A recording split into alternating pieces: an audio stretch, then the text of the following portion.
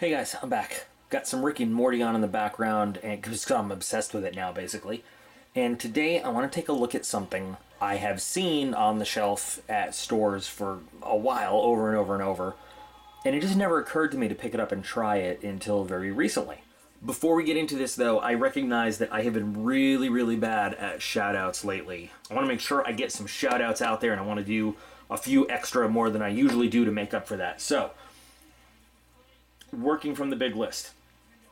Changemaker has been a good supporter of the channel. Lots of comments, and unfortunately, missed Changemaker's birthday. So happy birthday. Thanks for all the support you've given. Also, shoutouts today to John Johnson, Trendy and More, Kevin Golubsky, Shankers Unlimited. Shankers Unlimited. I had to think about that one for a second.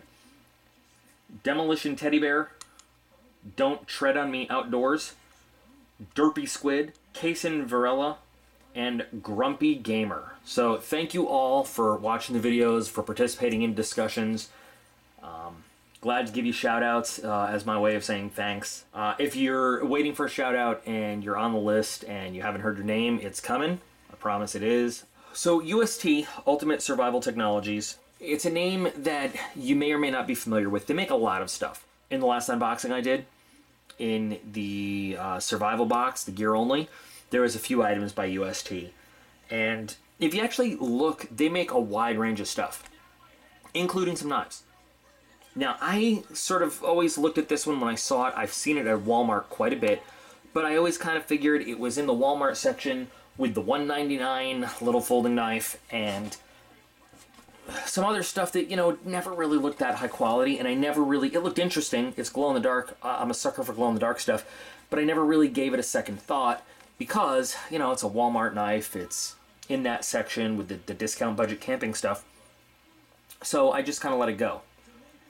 And then I was at REI recently, and I saw this at REI. Now, REI, you should know, or if you don't, it's okay, but REI is known for, you know, pretty good quality, high quality, a little overpriced and expensive though sometimes, gear.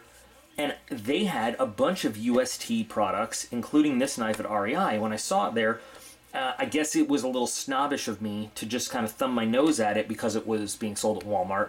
Walmart has a knife case where they have the quote-unquote nice knives, but this wasn't in it. This was with all the discount kind of budgety type stuff. And I guess I should have maybe been more willing to give it a shot. So after I saw it at REI, I jumped online. I looked around, and it's at a lot of big retailers. You can find it at Cabela's. You can find it at Sportsman's Warehouse, at Bass Pro. You can find it, I can't remember all the places, but there's a lot of places where you can find this knife and other UST knives, and the price range really varies. So Walmart, of all places, has it, you know, go figure, for the cheapest. I've seen this knife go for around $15, $20 in some places. I picked this one up from Walmart, walking through the aisle, for just under $7. I think it was $6.99. Their MSRP on their website is $14.99, but you can find it listed anywhere from online from $7.99 up through about $20. So good deal at Walmart. I'm glad I decided to do the research and pick it up, and I'm really curious to see what it has to offer. Plus, did I mention, it's glow in the dark. So on the package, before we get into it, it doesn't give you a whole lot about what it's made of or anything like that. It tells us a black oxide coated stainless steel blade, but it doesn't give us a whole lot, and I'll save you some time. You're not going to find a lot of information about this online either. It's got a little carabiner clip to clip it onto stuff. I have not anywhere seen them advertise that as a bottle opener as well. Awesome. Now, the first thing I want to talk about right away is that the grip on this feels pretty nice. It's a simple plastic and rubber grip, but just taking it out of the package, it's got a really nice texture on there. Even the plastic, which doesn't have the texture, it's got a grippy feel to it. It's not something that I feel like you're likely to drop, which is cool. Little stiff, a little bulky in the handle, but I like that in the handle. I'm not saying that in a bad way at all. See there, it is made in China. Not surprised. You see also there's no blade steel marking or anything. It's just, it still says, you know, stainless steel on the package. Very, very faint manufacturer's mark there. But it's not bad. It feels good. Big grip for big hands like mine. Single thumb stud, so, you know, left-handed folks, sorry, this is not going to do you much good at all. Pretty good centering. Smooth, very tight, but smooth. There's a dirty comment for y'all. And if you're one of those people that really likes a good locking sound, it has one. It's very smooth action though. You're not as out of the box gonna flip this thing open very well though. You know, you're not gonna flick it, open. But it does open very smoothly. I'm really curious about the glow in the dark. Here's after a little bit of charging with the UV flashlight. It's not totally dark in the room, obviously I have the TV on, but here's the opposite side with no charging. So you can see the difference. It's not really bright, not super bright, but you know, if you're out in the woods, this is gonna be bright enough that you're gonna see it if you drop it or something. The packaging says that the glow really only lasts for 2 hours though, so I think it's more gimmicky than anything else. The blade shape itself, it kind of reminds me a little bit of the Ontario Rat 1, but with more of a drop point than that kind of just straight spine. The weight feels good, the balance is good all the way around. The jimping here is actually pretty functional. You get a really good grip on this thing. I don't really like black oxide coatings all that much. I'd prefer something else. Basically, to me, black oxide is like paint. But, you know, it is what it is. No pocket clip. I would like it to have a clip in addition to the carabiner. It would just be nice to have another option, but you could always put it in a sheath, and, you know, if you know what you're doing, it wouldn't be too hard. I mean, these are not very wide scales. To just tap some screws right into there and attach a clip of your choosing.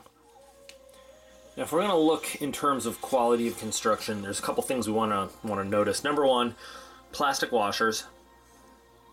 Definitely plastic washers. And this is a little troubling to me in terms of the lock. Take a look. Do you see how far that lockup is? So if you take a look, we're at like 50% or more lockup. 50% or greater lockup, like right out of the package. And this is brand new. That's an even better way to show it there. So what does that mean for those who really just don't have the knowledge or experience? So how far over the lock goes, that's the percentage.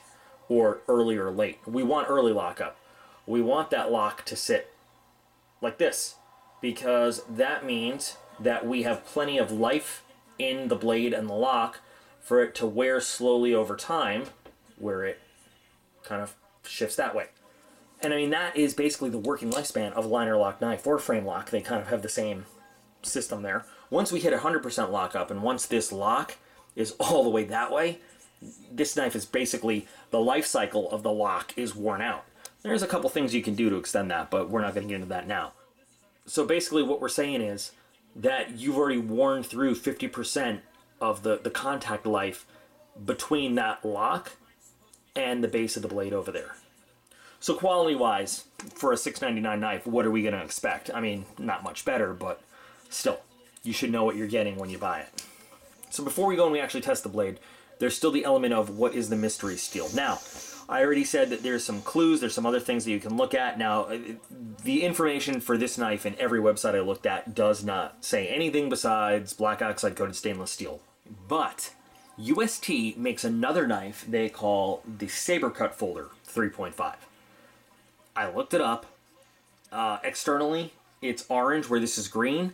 It's gray where this is black. But if you go beyond that and you start looking at numbers, it is identical in every respect to this knife. In terms of size, weight, everything. And they very specifically tell you that that blade is made in 440 steel. This one's made in China. It doesn't say where the other, where the Saber Cut is made, but it does say it's imported. So I'm willing to go out on a limb and say that both of these knives are probably from the same production facility. They're probably both 440 steel. The Saber Cut says it right there, 440. You know, I couldn't find a picture of the reverse, so I don't know if it says China. But with every aspect of the knife being identical, and coming from the same company with everything, you know, looking the same except for the color scheme, they probably use the same blade steel. So we're probably dealing with a 440 steel knife. Now, if there's a difference, for whatever reason, this coming from China, we're probably, throwing this out there, dealing with, I would say most likely, an 8CR13 MOV type steel. In all honesty, it looks exactly the same as the black oxide coating on this. So,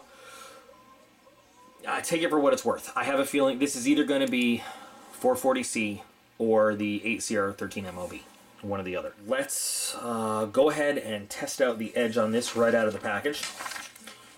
With the same disclaimer that really, look, the paper test, any kind of edge test right out of the package is just a test of finish quality and everything, right? We can put whatever edge we want on anything.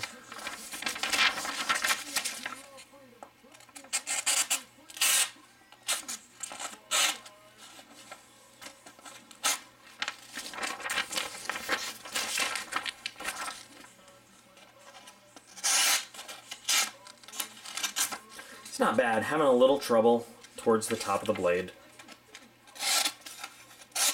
Now I'm trying to avoid those serrations there.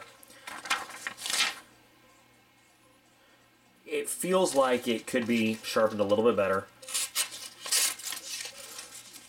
You know, and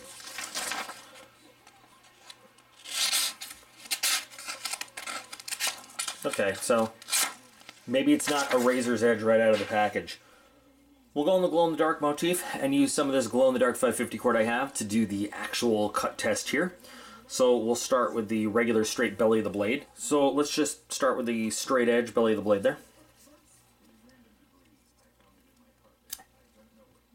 And that's pretty good. Nice straight cut. Let's give it one more. And it's a pretty decent cut. Nice clean edges. And close in the dark. Yeah. Well, I guess that about covers it. It's an interesting little knife. It's something I've looked at, passed by in the aisles for a while, and finally decided to get. So I'm glad I grabbed it, glad I picked it up. I think it'll be something interesting for Aiden to use, you know, in Scouts as we go through. Definitely something that the other kids will think is cool. Glow in the dark is always cool. I think that Cub Scouts is a perfect opportunity through camping and everything for this to get a real life but reasonable test out in the quote-unquote field as he does some projects with it and things, you know, with supervision, of course. And we can see how this stacks up with the quality issues we looked at and everything, and its construction and materials. But other than that, you know, it is I think it's a pretty standard budget folding knife. I think it'll probably do what you want it to do for $6.99. I think if you spend more than $6 or $7 on this, though, you're really letting yourself get ripped off. So, you know, shop around if you're interested in this. Make sure you get a good price. Don't let yourself get taken advantage of because it glows in the dark or because it's got a fancy carabiner or anything else on it. All right, guys. I guess we'll call it good for there. So, I appreciate every single one of you. You are all awesome, and I'll be back again real soon.